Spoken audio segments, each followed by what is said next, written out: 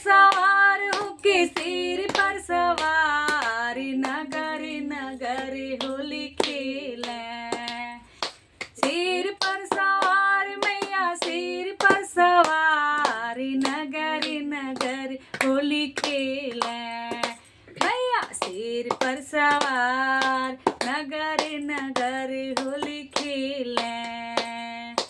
खेलत खेलत गैली मालिन दुअरिया, खेलत खेलत गैली मालिन दुअरिया।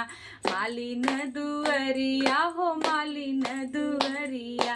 मालिन बेटी रंग ले ले ठाढ़ हो, अरे मालिन बेटी रंग ले ले ठाढ़। नगर नगर होली खेले होके शेर पर सवार नगर नगर होली खेले।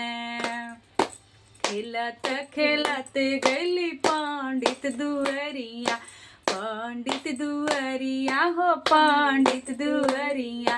पंडित बेटी रंग ले ले ठाढ़ हो, अरे पंडित बेटी रंग ले ले ठाढ़। नगर नगर होली खेले होके शेर पर सवार नगर नगर होली खेले।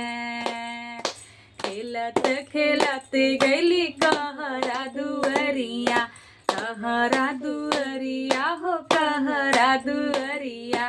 कहरा बेटी रंग ले ले ठाढ़ हो, अरे कहरा बेटी रंग ले ले ठाढ़। नगर नगर होली खेले होके शेर पर सवार नगर नगर होली खेले। होके शेर पर सवार नगर नगर होली खेले।